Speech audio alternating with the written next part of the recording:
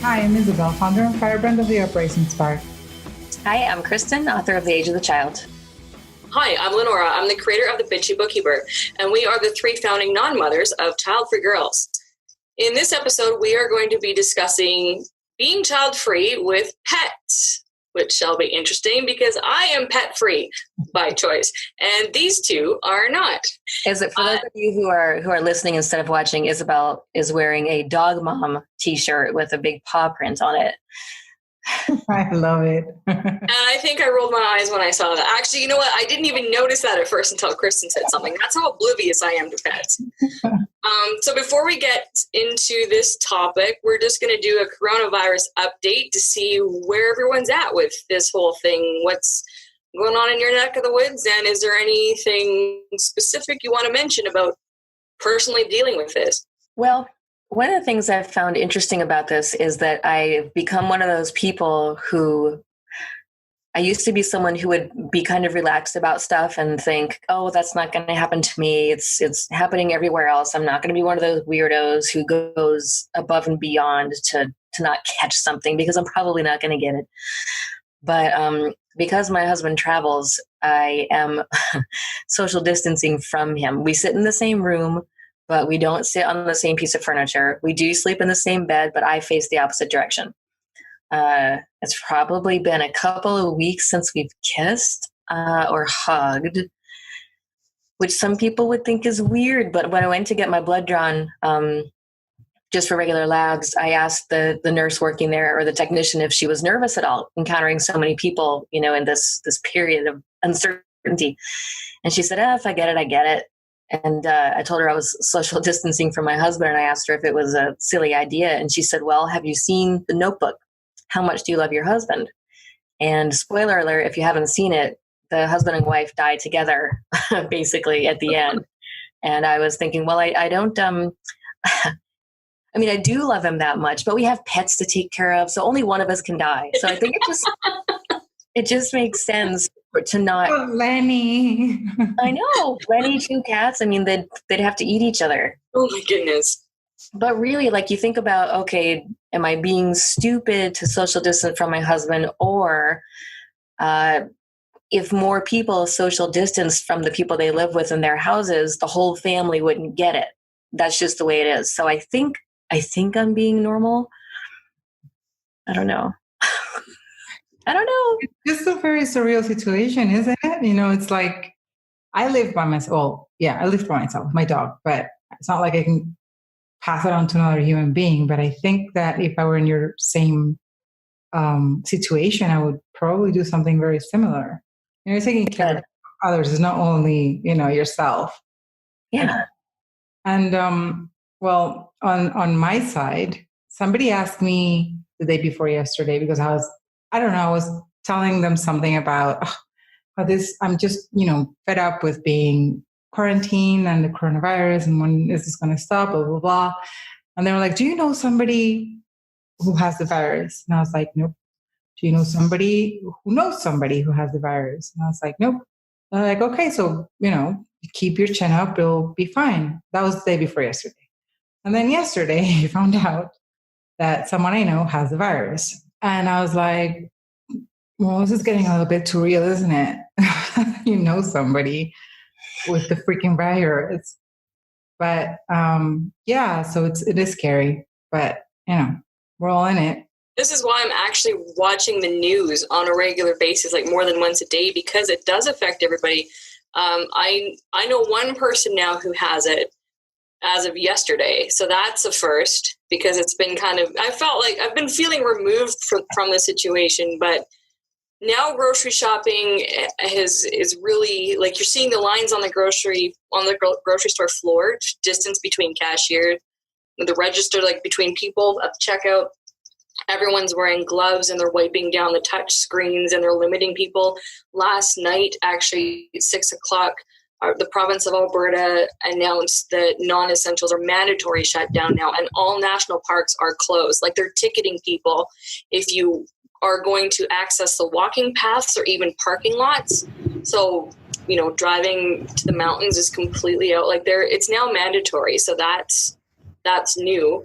Meanwhile, here around the same time Canada decided to close off the national parks, there was news that a whole bunch of Americans are flooding their national parks together. My nephews are texting, when can we come over? Because a few weeks ago, I told my brother, I said, I could take the kids for Easter for a week because I haven't had them for a while. And I said, let's see how things go. But I'd love my nephews to come visit for a week.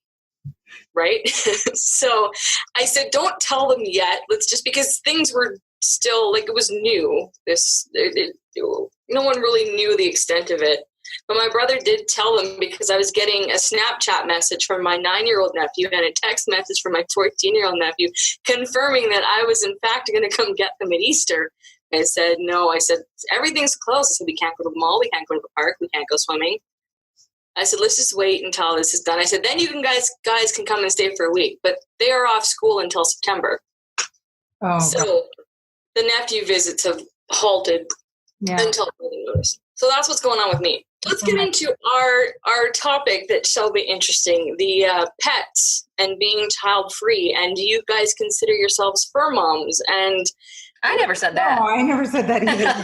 I need to clarify that as well. I didn't put this in notes. I wrote that note just before we started. That says dog mom, I really have to clarify on that point. But yes. Let's talk about this, because we have had debates on our Instagram with a few people leaving comments like, well, why are you child-free if you have pets?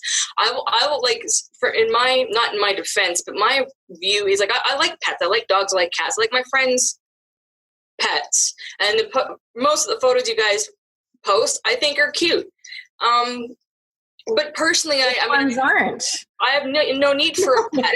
And they're all cute. See? Okay, so this is where it starts. I am pet free by choice. If I end up staying away for a month, the worst case scenario is I come back to mostly dead plants. That's true. So for me, it's always about freedom. So I choose not to have pets. Now, let's start with you, Kristen. Do you identify as a pet mom, and what are your views on? No, okay. So unless I'm doing a Halloween video and have my whole costume on, I do not. I don't know. Like, pet mom makes me think of people who dress their pets every day in outfits and carry them in strollers into the store and, take it a little excessively. I do think that I am taking care of pets, and that what that means is that once you bring a pet into your house, you do not abandon it. You do not give it back. You do not. Isabel is playing with her dog in a really funny way right now. This is not a bring your pet to work podcast. Well, actually, it is. We're in our house. I think the responsibility is every bit as serious as having a kid. Yes, it's a lifetime responsibility for the lifetime of that animal. And you take it to the vet when it needs to go to the vet. You try to give it the best food you can. So not pet. I don't know, man, because parent is such a loaded word. I don't want to be a parent, but I do want to be a good pet caretaker because I love animals because they're wonderful. Innocent and pure and cute. Did I answer your question? No. I have many things to say, but I'll wait. Okay. Well, I agree with everything that Kristen just said. That's my little squeaky toy because he's hungry now. But so the reason, I'm wearing this dog mom t-shirt because it was perfect for episode today, but this is not something that I wear to go out or anything. I don't like people that call their pets fur babies or people that call themselves, fur moms or dog moms or pet moms or whatever. Because I think that, it is a great responsibility, but it's never going to be the same responsibility as having a child ever. So we do have to take care of them. We do have to feed them. And, good pet owners try to feed them, the best food that they can. take them to the vet, pay all their bills on the vet. One of the things that you mentioned, LeNora, is, if I want to like take off for about a month, like I can do it. And like my plans will be that's the end of it. With the pets, I have the flexibility, and I think Kristen too, that I can leave my dog at a doggy hotel, which is not expensive. Or I can leave it at my parents' house because they love my dog. So they're like, oh, we'll take him for the weekend or whatever. You can't do that with a kid. You can't just like put the kid in a hotel and just like take off for a month. It's never going to be the same. When you're raising a kid, the responsibility is a lot bigger because that kid's going to have an impact on other people, during its lifetime. Whereas a pet isn't. And my dog is really misbehaved, and I don't care because it's a dog. It's not a kid, Somebody said that I'm an enabler for my dog's way of behaving. Might be. No, definitely. Like I know I spoil him too much. I know I do, and I don't care because it's not like whatever he does by being bratty and it's going to have a negative impact on another human being. That's what there's a big difference there. So. And it's the best companionship that I could ask for, to be honest. Why did you both decide to get dogs? I got a dog because Ian and I were near a long strip mall and we were heading toward the liquor store, but it happened to be 2 doors down from a pet store. And Ian saw that it was Saturday and it was dog adoption day.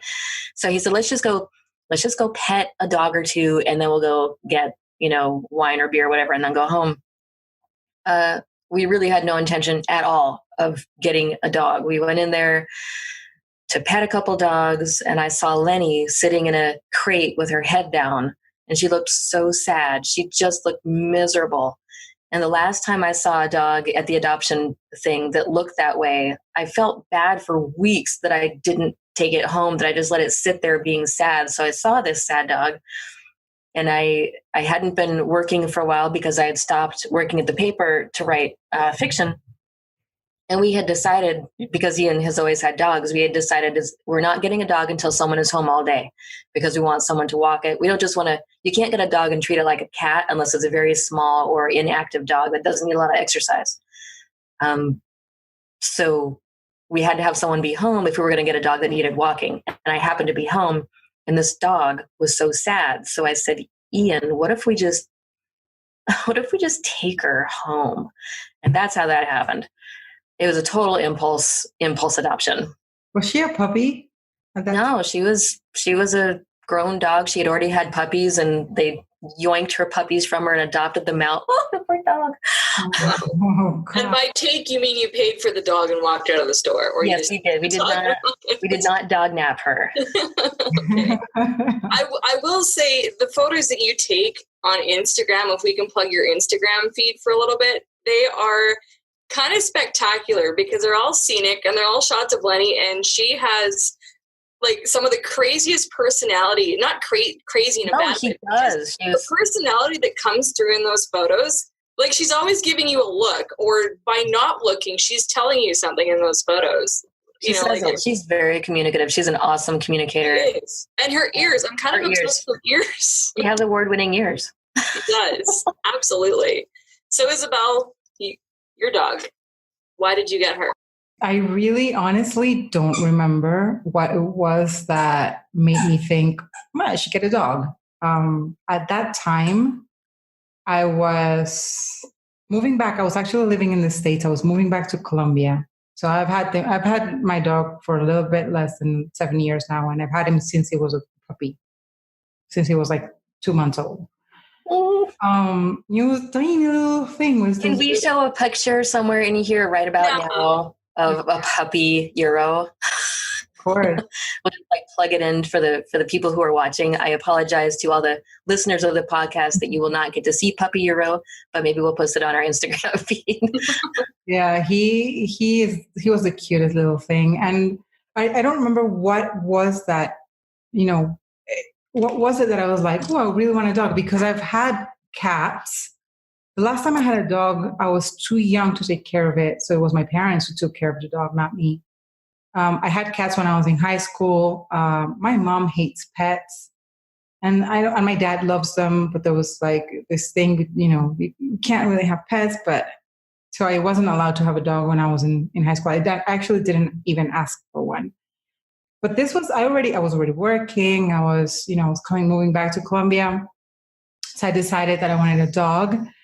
And I did a lot of research on breeds, and I settled for a Whippet because they are the fastest couch potatoes in the world. Like they don't need exercise. People think that greyhounds or whippets or need a lot of exercise. They don't. They sleep 18 hours a day. And when you go out with them, they want to come home like really quickly. If they're like exercising and running, it's like 3 zoomies and that's it. Like that's it. Done. When I go out running with him, I have to like carry him back home sometimes because I'm not doing this anymore, woman.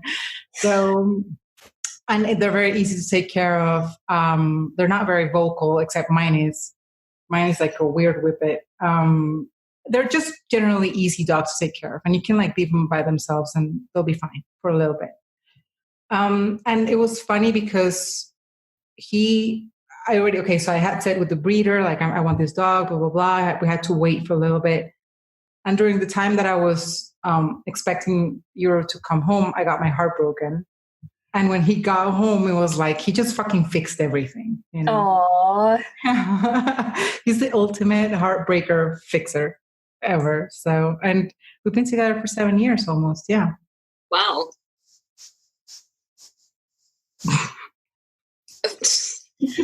LeNora is seldom speechless. Like, well, it's not like, that believe me, it's not that I'm speechless. I am trying to be supportive of you two having pets because I grew up with dogs. I always had dogs. I used to pet sit a lot, so I enjoyed looking after other people's pets. But for me, it always came down to like my needs come first, and some dogs need to be fed first thing in the morning. And see, when I used to pet sit, here's the thing. I usually had pet sit for 2 weeks to a month per client. And they'd always tell me, yeah, our dog doesn't get up before 10 o'clock in the morning now because I would, I would sleep in because I was working as a music teacher. So I wouldn't have to work till about 3. So I'd sleep in till 10, be up late all night, practicing, whatever. And do not have LeNora be your pet sitter to anyone whose dog is on a schedule. Yeah, no. The dog would conform to my schedule. I mean, that's the thing. I've never had the desire to even get a pet. Seeing adoption photos. They're cute, but I've never gone because I know how much work is involved. Yeah. And I even look like my brother. He's got 2 kids and he has a cat. He's had multiple cats, even though he's allergic, but, the kids talk him into it. And he's had to pay $3,000 for surgeries. And, the cat has to be put down because it ate something or got into a fight. Like you don't think about it. But for me, that's what I look at the potential work. I look at the daily life, the daily involvement of even having a pet. And it's the same way that I view kids as well. I'm not interested in that. I like petting, and it's, when I'm sad or when I'm going through a hard time and I go over to a friend's or to my brother's, whatever, the animals, they cuddle. I mean, I appreciate that. It's nice to hold something and have something excited to see you. But for me, it's always the daily maintenance of a pet and let alone a child. But pet's the same thing. I'm not interested in that. I don't care how much love and affection and unconditional love I get from the pet. I'm not interested in the day-to-day aspects of having a pet. And I hate pet hair. I hate the smell. I hate this. Like, again, other people's pets, fine. They can climb all over me, but not in my house.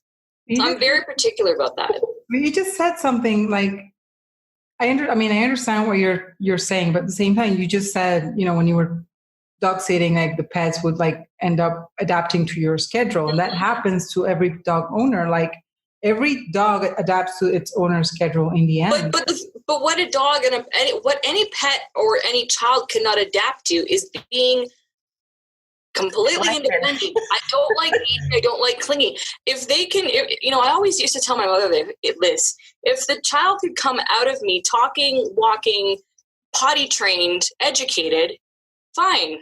But they don't. pets need to be trained. Even if you get an old, like they can't go to the cupboard and get their own food. Like I need independence, and I don't mind looking after. I don't mind caring for to a point, but every day the obligation, I'm not interested in that. And for me, I need the space to not be obligated to do that. I mean, I'm reviving plants because I decided to like spend months at a time at my friend's house across town just because I didn't feel like coming here. And I've got some dead plants I had to deal with. I can live with that. That's okay. That's not going to land me in jail. Like that's the kind of lifestyle that I have and that I desire. So, and I think that's where the difference is. Like your aversion is to it's the maintenance. It's the maintenance. And with me, at least, I can't speak for Isabel. But the thing is, there's having a pet who isn't a child and having a child who is. And so that's a great one. I don't mind I love all of my pets, and I know that part of having them is taking care of them, and I want to take good care of them because I want them to have happy lives. But they're not kids. I don't have to train them as much. Lenny required training, but it's fun because she loves to learn. I mean, she totally gets off on learning. She makes me laugh my ass off when I'm trying to train her something, because she'll do something silly and tries to kill me with laughter. But it's not, there's not someone around all the time, I mean, I'm an introvert, so I really understand my dad and how he got so good at telling me and my sister to go do stuff in our rooms. We got very used to being alone, and this is not in a bad way. We learned that we had our space and he had his space. If he needed time alone, he'd say, go to your room, go find something to do, go outside, which baffles my mind when I think about the way kids are now, where they're kind of like always have to be around their parents, and parents are complaining about kids, coming to the bathroom door and you can't even go to the bathroom. And I'm like, why is this happening? Why don't you just tell them to go away? Like my dad would have killed me if I had insisted on banging on the door when he's in the bathroom. Discipline, but I can't talk. I'm not a parent. But yeah, just quite simply, a pet is different from a child. A pet will sleep. Even Lenny sleeps a lot. My cats sleep a lot. They require only so much interaction, and you can ignore them. Like if Ian and I want to sit in the kitchen and have a couple drinks, Lenny might kind of walk up and give us a little woofy face because she wants to play, but we can tell her to go sit on the couch and it's over. We don't have to make her an elaborate dinner. We don't have to make her an elaborate breakfast. There's no school. There's no school district. I mean, an animal is not a child, as any parent will tell you happily. Yes, absolutely. I absolutely agree. I mean, they do take a lot of care and time, and there is effort involved. Yes, but it's never, ever going to be as much as you need to put into a child.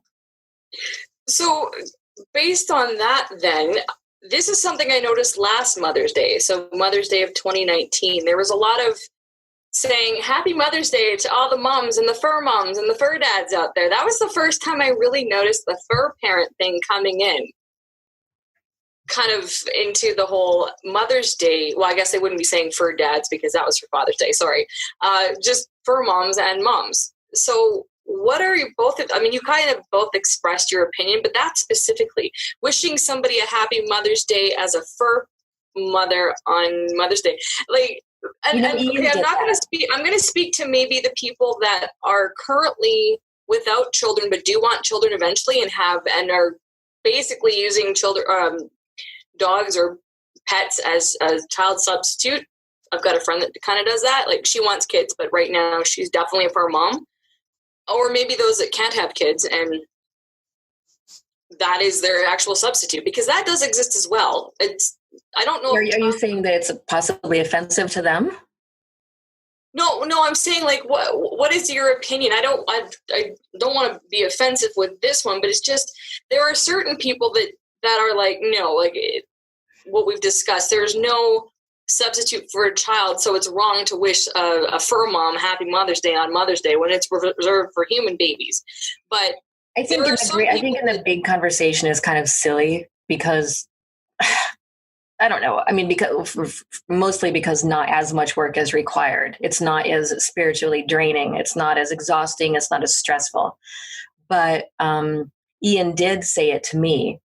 Oh, yeah. Well, and I appreciated that he did, because he's gone a lot. And so what that means is that I'm doing, when he's gone, I do all the 4-mile walks in the morning, take her out in the middle of the day, take her for another walk at night. I am the one who's around enough to know that if something happens, like if she suddenly collapses when she's walking, that I'm the one who's there to have the freak out and have to pick her up and rush her to the car and run a couple of red lights to get her to the vet so they can give her a shot because she got stung by bees and she's apparently allergic to bees. But there's a lot of, and, like choosing and doing the research to find the right food and, keeping up with the vet visits. I mean, there is a lot of emotional labor involved in taking care of I'm sorry, I really hate key phrases. I try not to use them. And when I do, I can't help but make fun of them, but I understand it is a very real thing. But there's a lot involved. And so I think he was just saying, hey, I appreciate all the stuff that you do with these animals. And that was nice. But I would not want anyone in a store to say, hey, happy, for Mother's Day. Because that's just, please don't. I'm not a mom. I chose not to be a mom on purpose. I don't want this. I would have to agree with Kristen on that as well. I mean, I think if you look at it from the larger picture, it's just as, Mother's Day, like Father's Day and many other holidays are just a Hallmark thing, right? It's just, let's move the economy, let's sell some chocolates or whatever. I remember, for example, my mom always says on Mother's Day, she's like, oh, Mother's Day is every day. And she's right. Because she has, as a mom, she has to be, well, now we're adults, but when we were younger, she had to be like paying attention to us 24/7. And now that we're adults, she still worries and she's never going to not be a mom. So she's right. And yeah, like Kristen said, right, it entails work. And I think this t-shirt was given to me as a gift. And I think it was because, oh my God, all the work you do with your dog. Thanks so much. But that doesn't make me a mom. I was going to say, being child-free by choice and then calling yourself a dog mom or a fur mom, to me makes no sense because you don't want to be a mom in the first place. And this kind of speaks to a meme that we made a while ago about mothering, the term mothering, and why do women have to be mother? Why do women have to mother anything? And of course, we get the troll comments going, well, you have a uterus, you have to be a mother. We're not talking about that specifically, but the term mothering. And Kristen, that one time when I said, don't hate me for this, I find you maternal. And you're like, no. I meant that as a compliment, but realizing the language I'm using, I find it interesting if a child-free person says, I'm a fur mom, and they didn't want to have kids. Like the term mom, not to be a gatekeeper of anything, it just, I wouldn't want to be referred to as a mom because I don't want to be a mother. So if I had a pet, don't call me a fur mom because... No, I get it. I feel the same way. I love Isabel's t-shirt and I would probably wear it in the house. For an interview about dogs, about being a pet owner. No, I completely agree with you guys. I don't want to be called a mom for anything. Not a plant mom or a dog mom or anything else. Yeah, plant mom. Oh, geez. Well, I'd be in jail if they had plant mom. It's a whole different conversation.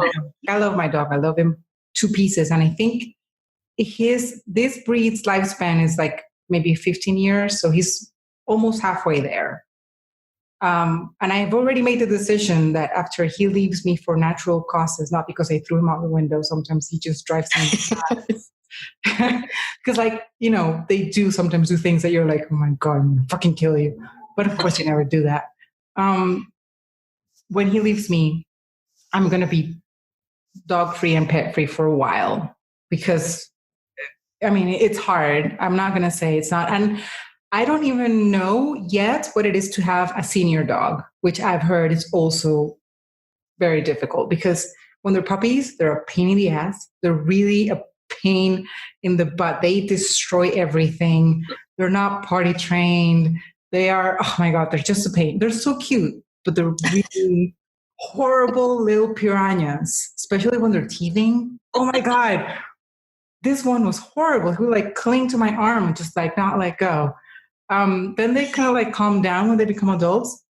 But when they become seniors, they're calm, but they stop losing their ability to control their sphincters. They stop eating, for example. Or, I mean, it's like a person when they become old. They have, of course, the You're talking about LeNora's face looks so uncomfortable. Well, I want to hear you're talking about sphincters. Like body fluids.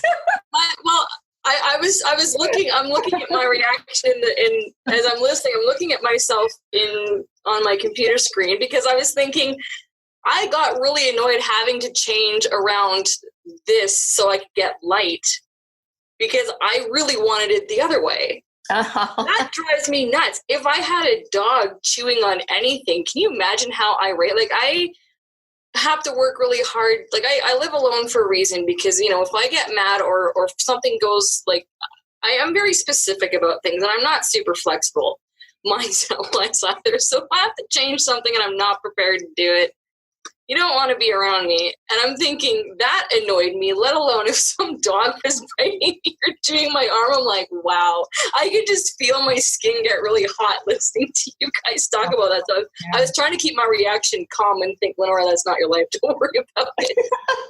That's what was going on. I'm like, wow, I just get really mad. Listen to this because this is going to piss you off even more. When you were a puppy, I literally had to build like a stronghold, like a fort around my shoes because he ate my heels. Oh, that would get LeNora off. Oh yeah. Well, the wigs, everything. I mean, this is what I think about when someone speaks about a pet, specifically a dog or a cat.